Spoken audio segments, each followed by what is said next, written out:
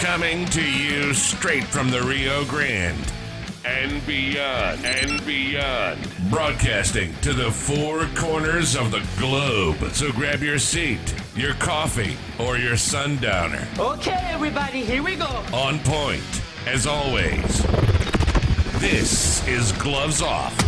Gloves Off.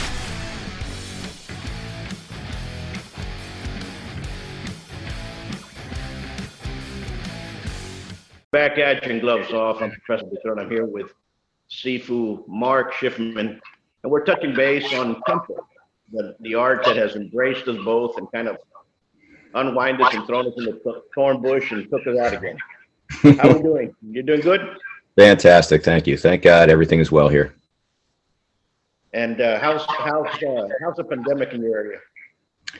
I don't know anybody personally that's gotten sick. I've had 3 students that were exposed to somebody who was tested positive. They all tested negative. One student did get it. He was 60 years old. He got over it in about 2 weeks. He had no symptoms at all. He had a little cough. That's about it. You know, no firsthand experience. People that have been exposed. I know some people personally that have passed on. You know, my kids ended up with it. My ex and my kids ended up testing positive for it, but they're fine. They're fine now. So, but I think what's happening with everybody is the fear mongering has literally scared everybody. Yeah.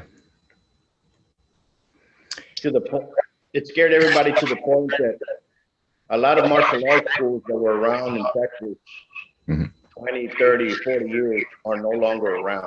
Wow. So a lot of them in Houston closed down.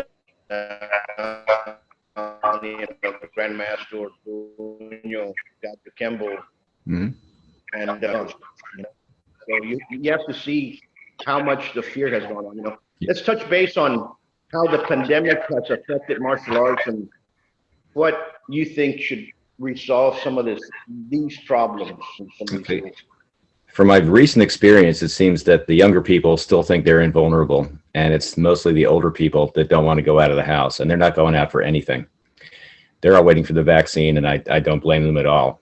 I think as everything slowly opens, it's going to be a hybrid of in-class learning and online learning, and that's what I'm pushing for. Several of the gyms that I was teaching at shut down. That seems to be a good compromise. I understand people don't want to go out of the house or they're high risk. I've got some kids who've got underlying conditions where the parents are actually scared to death. If they get it, that's it. So I think it's a good idea to have the camera in the classroom while you're teaching and talk to the camera as well as the class. I read about somebody online that's doing pretty much a regular Kenpo class where they warm up together, they stretch together, then they separate into belt groups. So each belt group has their own class basically. And then there's assistants also on separate computers helping the individuals. So I think that's really the way to go. That really satisfies everybody. And depending on their situation, all of my students bought stand-up bags so we can do our techniques and kickboxing drills actually on the bag, because you can only get so much head hitting the air. And I think that's what people miss most about the training, other than the camaraderie and the hi, how is everybody, is they want to hit things. And I lost a lot of students that way. They got tired of doing everything in the air. So they all got these nice big stand-up bags now, and we can do kickboxing drills, technique drills. So what I like to do is make a drill out of each technique and then do it on both sides. So we'll start delayed sword, step back block left, step back block right, then you add the kick, then you add the chop, and then you just go full speed for a few minutes doing the technique on both sides.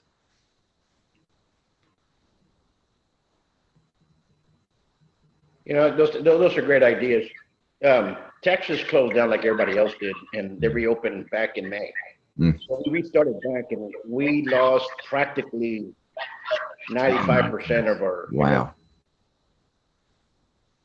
When we came back, you know, we went back into the old phases of how to get people in, and in July we enrolled back about 27 people. So right now, schools are literally afraid of coming, and we kind of closed down because they asked the businesses to kind of go back, as Laredo right now is #1 in cases. Wow. And it's kind of sad because the hospitals are overfilled. People are not paying attention to what they're doing. Yeah. So they're blaming small businesses. Some of the city councilmen, I said, it's not us, it's not everybody else. You know, we've been doing everything correctly. I go, well, we're gonna step it back. You know, this hit home, so we're doing 2 weeks in Zoom. First thing, the first class, you know, folks called and they said, you know, we're not gonna continue coming anymore. We're paying for you to teach us, blah, blah, blah. The excuses came of age. Right. We probably just in the last 2 weeks, we dropped about 50% of the membership. Oh, goodness. So I don't know which way it's gonna go. Naturally, what I've seen, you know, because like you, we've been teaching for a long time. I think, you know, I've been teaching, I'm 52, I've been teaching since I was 18, you know, but having a school on my own, probably at the age of 23. So we're talking about at least 30 years, you know, so the school here has been open since then. So we need to look and we need to kind of see how we're going to step beyond this. You know, we've always known that there's a lot of people that be more lazy. A 6 months agreement or a year agreement, you know, the large majority are trying to find a way to get out of it and actually go forward. Right. Well, I would start with goal setting. You know, people, the first question I get is, how long will it take me to get a black belt? And my answer is always the same thing. I don't know. How long will it take you to get a black belt? Yeah, you're absolutely right. You know, they say, how long does it take for an average person to get a black belt in what we're doing? I go, it's not going to happen. I go, average people don't become a black belt. Right.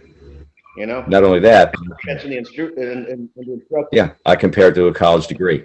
College degrees, the curriculum is 4 years. How many people actually graduate in 4 years? Absolutely. Absolutely. That's why I say it's really up to them. How hard do they want to work? Absolutely. And you have to, you know, you can do an average of twice a week. Mm-hmm. But those are really, you can see those that really want to learn, they never leave your school. Right. And then you get into the discussion of natural talent versus learned talent. And obviously the natural athlete might get there faster. And it all depends on how everybody learns. And I've got students now that absolutely insisted on in-person classes because they couldn't do it online. They said, I know how I learn, and this is how I need to do it. And that's why what's nice about the Kenpo is it's the most highly scientific martial art out there, and it makes sense. It's logical, practical, and it has a beginning and a middle and a conclusion, but it's never the end because there's always something else to learn. But you start with basics, and we can't emphasize that enough. Everything comes from basics, no matter what you do. And rule one in Kenpo is rule one everywhere else. Establish a base. Play baseball, push the car, shovel the snow, establish that base. Once you get that, okay, now that you're standing there doing nothing, let's stand there and do all our basics, all your basic kicks, all your basic blocks, all your basic strikes. And okay, you got that. All right, now you're ready to start moving forward, backwards, sideways. And that's where short one comes in. Short one teaches you your number one self-defense. Step back and block, no matter what they're doing. A push, punch, grab, whatever it is, step back and block. Absolutely, you're absolutely correct. Now that we're in Kenpo, let's touch base. What has Kenpo, how can you say, this is what I've learned from Kenpo. This is why I do Kenpo. Mm-hmm. Let's touch base on that. First attracted me about Kenpo was it was logical and practical. And it was easy to learn because you started at the beginning and finished at the end. It wasn't like, all right, stand over here and do this. You know, like immediately do figure eight. No, it was step back block, step back block. Oh, now you can do it with a cover hand. Oh, now I can do it this way. Now I can do it this way. Now I can do it this way. So once students understand the why behind the what, they seem to learn better. And the analogy I make is, and I, just like you, I'm sure I only tell true stories. Everybody was flunking physics in my first college year. And the teacher couldn't understand why. He was a brilliant guy, and he was a pretty good teacher. So after everybody but one person flunked the midterm, he gathered everybody around and he said, what's going on? And we're all like, we don't get it. And he said, do you think I care whether or not you can calculate the gravitational pull on a body halfway between the Earth and the moon? And we looked at each other and said, yeah, because you're always asking us questions like that. And he said, don't you understand the purpose of this course? And we didn't. And he said, the purpose of this course is to teach you how to think. And I went, huh? And he said, that's why I can write 3 equations on the board and tell you, that's all you need. You derive everything else from those equations. And all of a sudden, everybody understood why we were there. So everybody did better. There were no superstars, but we all did a whole lot better, and everybody ended up passing the course. So we teach the forms, and if anybody questions it, we'll tell them, you're learning basic self-defense. Step back block, that's short one. Step back block toward each wall. Those are your major angles. And then long one builds on that. All right, you already know how to step back and block. Well, if you don't hit him, he's going to keep on hitting you. And then the 2s are stepping forward. Well, why would you want to step forward? Well, because you can't step backward. Oh, never thought of that. And then you introduce additional power principles because not everybody's built the same. And that's something else that's very unique about Kenpo is the art is tailored to the individual. Ever look at Mr. Parker's build, he wasn't a kicker, but the kicks are in there. And the practical kicks no higher than belt level because that's the major hinge of the body. And I also compare Kenpo to, do you remember growing up and you're used to seeing all these things in your house and you walk by this picture all the time. And all of a sudden you walk by it and you look and go, huh, I never saw that before. And that's what Kenpo's all about. You're doing all these things. It's like, and then you watch somebody else do long too. It's like, huh, you're using a block as a strike with your left hand. Then you get to the end of short 3. Oh, look, I did the same thing with my right hand. So the more you do it, the more you see. And that's what I like about it. There's always something else in there. There's always a deeper meaning behind it.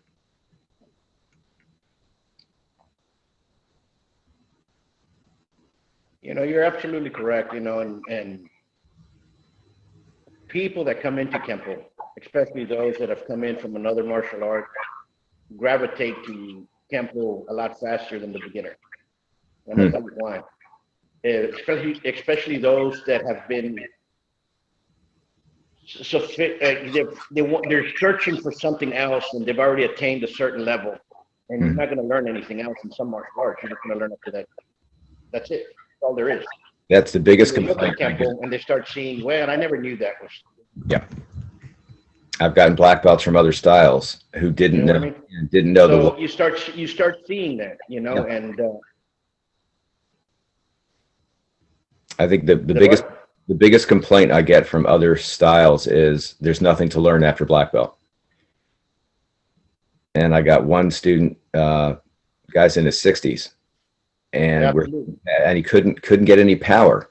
I said, you're not getting any power because you're not incorporating the power principles of height, width, and depth. And he's like, huh? And I just modified, I just corrected his basics, and he was amazed how much more power he was generating. you know, and I look at it this way, you know, and I grew up in, I would say, Kenpo and first Savat. You know, so I started Savat at a very young age. You know, I was 6 years old when I started Savat. I was 17 years old when I started Kenpo. So you knew what Savat's just like boxing. You have to be in the ring. You know who the bone rollers and the sidewalk thumpers are already. You know what I'm saying? Oh, yeah. Yes. You know, you walk into a gym and you know, you grow up knowing who are the ones that can fight and who are the ones that can't. There's that. Yeah, that's why you don't get belts. So you start taking some of these arts, and yeah, they might be, you know, you're in college and you respect the individual that's teaching. You always learn that. You're like, well, you know what? I don't even think this guy can fight. Yep. You know, can he really fight? Mm-hmm. And then you run into somebody, you know, like my Shifu KC, and right away you knew where you were at. You know, you knew your level of the food chain. You know, then so that's basically when you start learning. Mm-hmm. And that I look at that, and fighting is not what it's about, but it is what it's about. Understand what you know what I mean? Exactly. People say, I don't want to go in there and learn how to fight. Well, there's no other thing that you're going to learn. But what are you here for? But within learning how to fight, within that sweet science, you're going to learn way much more. Exactly. Okay. Yeah. You know, there's no other way. Well, that's why I say people do what I call surface martial arts. It's completely physical. How do I hit this guy and how hard can I hit him, without the spiritual side of, look at all the self-discipline you're learning. You're also learning how you learn. People learn 3 different ways: audio, visual, or kinesthetic. And that's why we like to do all 3, even at the same time. You describe it as you're doing it. And if they can't do it, you grab their hands and you put them. So yeah, oh, that's what it feels like to do that. Oh, okay, now I get it. And that's the sparring attracted me to it, because the Kenpo was the first martial art where we did what I call sharpshooting. And Bill Wallace says, yeah, don't do the throw and hope principle. You throw it out there and hope it hits. Kenpo and also the Shotokan was, you zap them. That's it. One punch, that should be the end of it. And the Kenpo stuff is, and Trejo was really good on this. And I'll tell you a story about that. Any more than 3 moves, you got a problem. You better get out of there. Trejo told this great story about, they were out somewhere, something happened, and they go out. All right, go outside. So they go outside, and this guy gets in this karate. There's 2 stories. I'll blend them together. This guy gets in his karate stance, and Trejo gets into his pretend I don't know karate stance. And the one guy comes at him and he goes, "Hi-ya!" And Trejo just bam, just knocked him out with the right cross. And his buddy comes over and goes, "You see, I told you that karate stuff doesn't work." And all Trejo's students said, "Well, Sifu, we're kind of disappointed." And he said, "Why?" And he said, "Well, all you did was this, and we wanted that." And he said, "That is for when that doesn't work." And that really put it in perspective. It's like, yeah, it'd be nice to throw punches, but you can't punch him if he's grabbing you. So when we learned basically it was the Joe Louis style of sparring with the 5. And if you've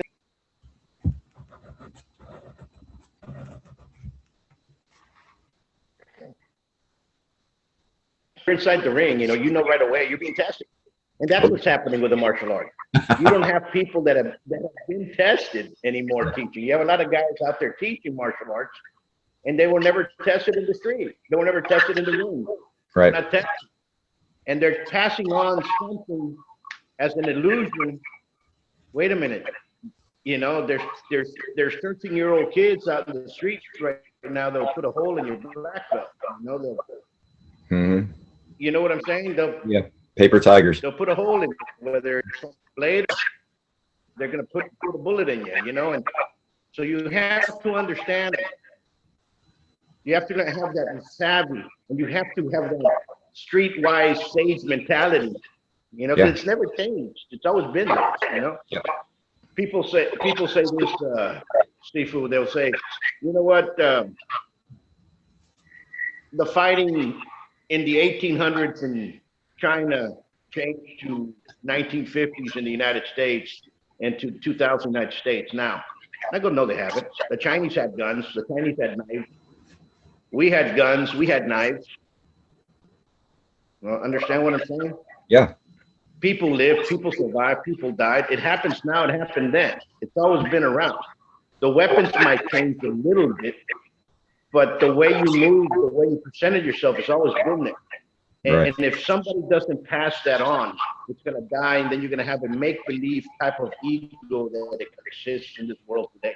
Yeah, that's why it's so important to pass it down and document it and preserve the art. And every now and then they get in these endless discussion threads on Facebook where somebody says something, and I think they do it just to rile people up. And somebody will interject, well, I don't do the techniques the way they used to do them because, Kenpo is always evolving. That's like saying I'm not going to learn to print anymore because now we have script. It's like, no, you add to it. You don't subtract from it. And that's what Parker meant when he said it's always evolving because you're learning new things. So, yeah, you can do reversing mace and, okay, block, parry, strike. Okay, then what? Well, then you can reverse that and break the arm. Oh. Yes, you can insert things. Those are the 7 things to do to a technique. That's the evolution of it. And then you do what you are either good at or what's available to you at the time. But everybody wants to be told how to do it, and this is the exact way to do it, and that's the only way to do it. Like, lots of ways to do Dance of Death, So don't abandon the basics or the principles. And yeah, you can pretty much do whatever you want as long as you adhere to those two things. You're like Mr. Planet says, you've only got 2 arms and 2 legs. There's only so many ways you can move them, and you can't defy the laws of physics. Absolutely. And we'll touch base on Kenpo in the sense of what is Kenpo, you know, as a martial art, Kenpo works a lot. You want to go into tournament fighting, you can do that. You want to go into the ring, it can help you. Mm-hmm. You want to go into MMA, it'll give you the attributes. Mm-hmm. You want to use it just as a way of life for you to be healthy and fit, it'll help you there as well. You want to use it as a self-defense, it's there as well. Mm-hmm. So it has a lot of attributes that a person can use it for. Right. The fighting, and then please, and I hope folks out there don't take it wrong. I'm not blessing or condoning fighting. I don't want anybody to get into a fight, but I'm also not condoning cowardice either. And within a martial art, the perspective of that martial art is you're learning a science of fighting.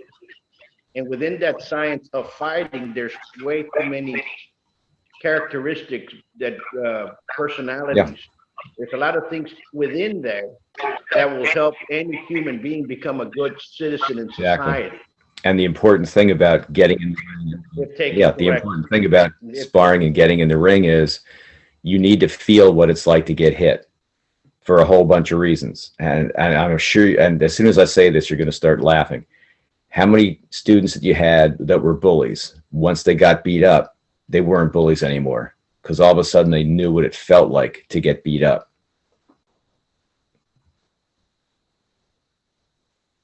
And that's why it's important. When I got You're absolutely correct. Yeah, when I got in the ring the first time, all the local karate, we all knew each other. All the local karate school owners called me and said, "You took a big chance." And I said, "On what?" He said, "What if you got hurt?" And I said, "Really? You never got hurt at a tournament?" Because that's where we knew each other. We all met at tournaments. And the way the newspapers, he put everything on the line. It's like, it was another fight. It's just a different venue. Not a big deal. And that's another good Trejo story there. You're absolutely correct. Folks now, the last time, in fact, I'll tell a Trejo story. Oh, good. We're both sitting at a restaurant. In fact, it's not close, across the street from here. And we're just discussing, and somebody came in there and started asking about martial arts, and I introduced him to Frank, and we were all there sitting down, and he goes, the thing about martial arts is it doesn't beat BJJ in the street. Mm-hmm. And Frank says, "Really? Why would you say that?" He goes, because they'll grab you and they'll take you to the ground and pound you and you can't do anything. He goes, "It's because people haven't been pounded standing up." Mm-hmm. He goes, "If you've never pounded somebody standing up, there's no way you're going to pound somebody laying down in the street." And the guy kind of looked back and he goes, "Well, I never thought of it that way." And we kind of started talking, and I said, "You know what? You're actually correct. If you've never been in a fight and you've never felt it, the street nor the ring, you can't talk about it nor teach it, because you cannot teach something that you haven't lived." And that's something that we started laughing about. And he says, and he kept on going, "You know what, Pablo? If you hit somebody in the street, you know exactly if you can knock them down or not, if you're in trouble." Exactly. He goes, "A lot of those guys in BJJ have never been hit in the face in the street." Mm-hmm. I said, "Yeah," and he goes, "Don't get me wrong, it's a beautiful martial art, and don't get me wrong, everybody out there. BJJ has its place and its time, and it's an excellent martial art. But there's martial arts for the street, there's martial arts for the ring, and there's martial arts for the sport. I think that's a pinnacle of the grappling arts, as per se. It's fine. That's a good perspective, which is it's fun. Yeah, there's punching range, kicking range, and what Kenpo calls contact manipulation. And how you take it a few steps further on the ground, where you lose all your power principles. So it's Absolutely. absolutely right. Each art has its own place, and it's nice to blend them together. Absolutely. And that's why it's nice that Kenpo kind of, the way Trejo explained it was Parker put into Kenpo enough to introduce you to the other martial arts. So he's got the defenses for, you know, wrist locks, joint locks, and things like that. And you need to know how to put them on in order to get out of them. So that was an introduction to Aikido. And then the takedowns are in there. And if you want to pursue that, yes, you can do that. And other people have done that. You know, Ron Chappelle and Jeff Speakham, they've gone that route and expanded on that. You know, you're absolutely correct, because my Sifu was Hawaiian, Keith C. And he was the first one that used to say, you have to cross train. Yeah. You have to go to the other school and find out who your enemies are. Who goes coming out of that school over there and coming out of this one over here. Yep. And I understood his mentality. So he, you know, I remember one time I was training with him, and we were training in Aikijitsu, and they would say Shorinji Kenpo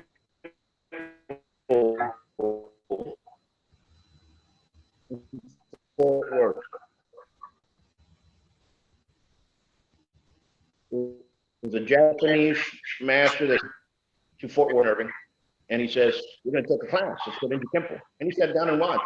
Wow. Well, I became a student for 6 months of Shorinji Kenpo. Every Saturday I drove to Fort Worth to find out how they were doing things. They did excellent throws, you know, excellent pushes. The gentleman moved back, you know, and Shorinji Kenpo kind of just put it away. But he goes, every time you see something else, go try it out. If you're interested in the art, go try it out. Yeah. There's nothing wrong with it. Yeah. You know, and that mentality I've had here. That's why, you know, I'm very open to all the other martial arts and everything else. Yeah, that's Learn from the best. Don't learn from a yogi that's just teaching them, you know, you know what I'm saying? Learn from somebody that's established, and learn from the best, and don't go in there with the mentality that, oh, I'm going to beat that person up or anything. That's not even supposed to be in the situation. Go learn, continue learning. Because you do not want to be in the street and find out something you've never seen for the first time. Yeah. Yeah, that's not fun.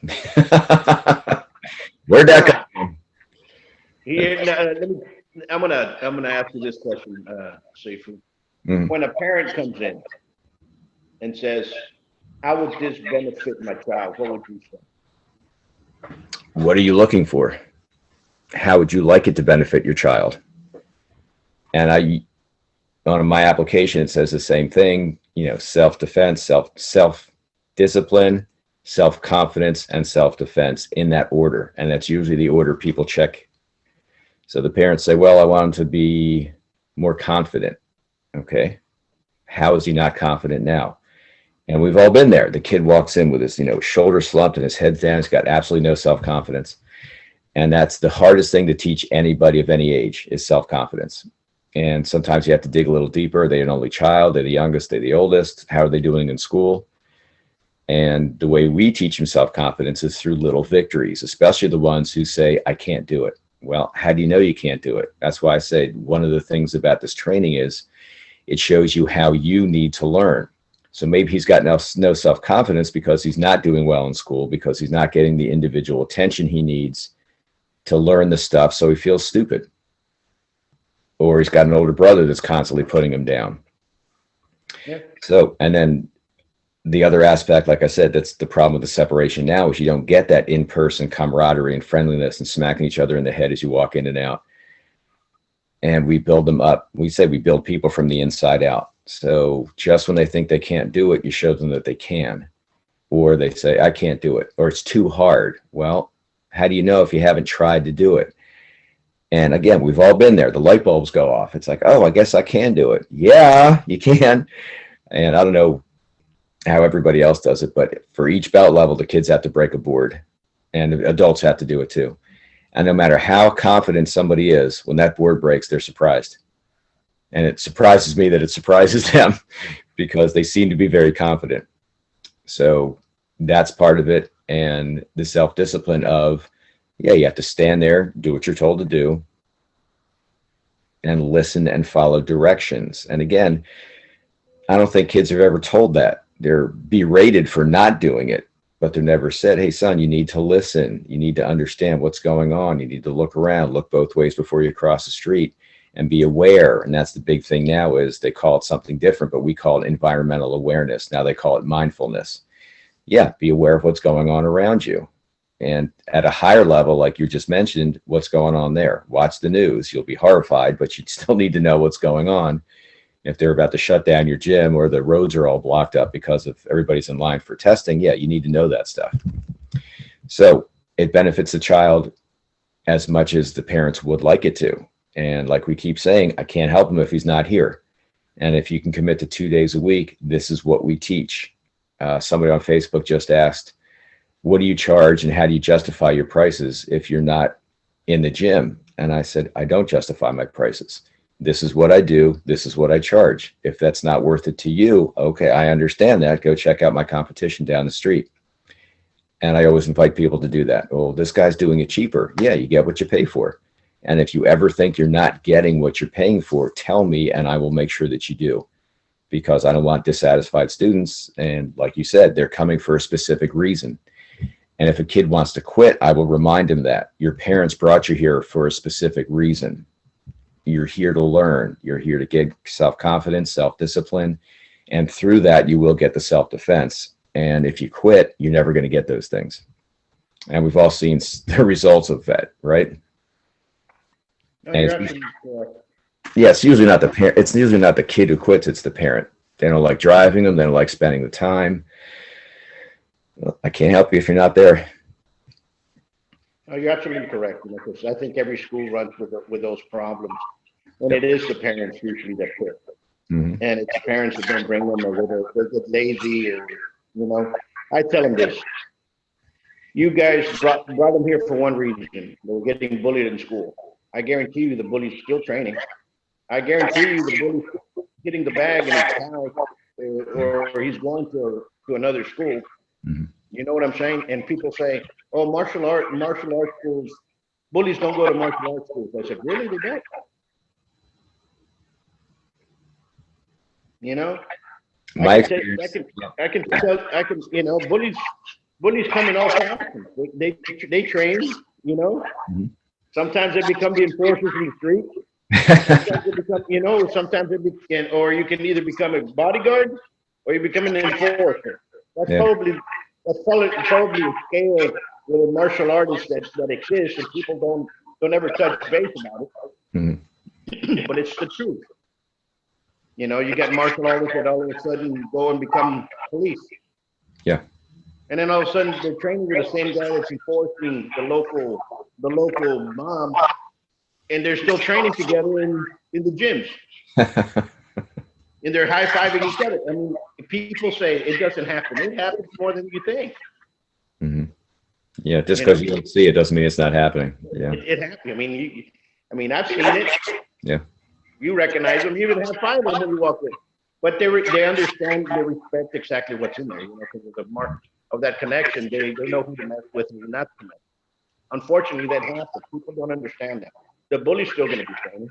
Mhm. You I know, never, I haven't had that much experience with bullies in the school. They might come in as bullies, but they get over that real quick. And the ones who don't, they're going to still be bullies because they didn't stick around. They can't take the self-discipline. They don't want to be told what to do.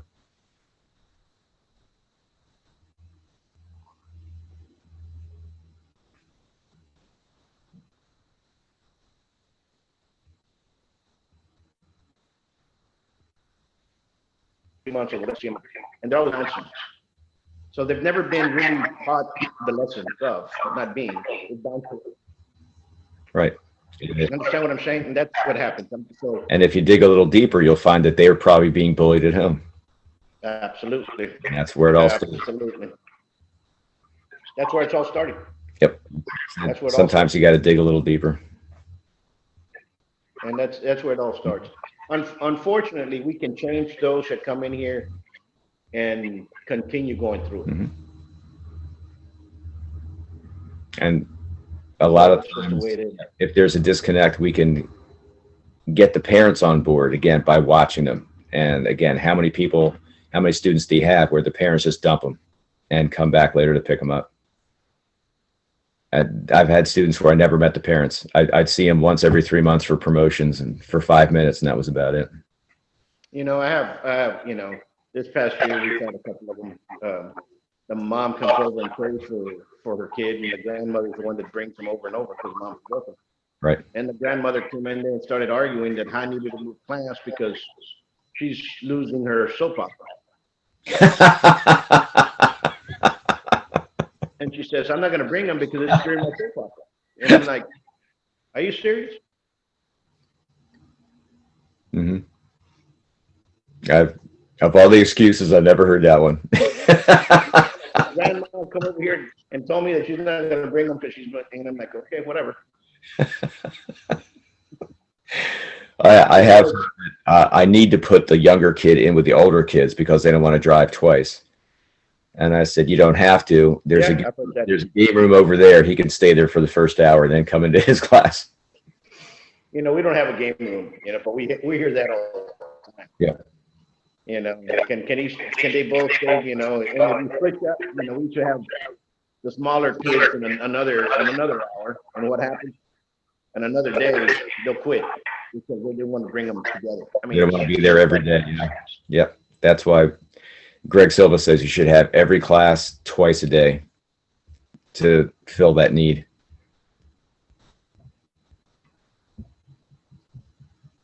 Absolutely.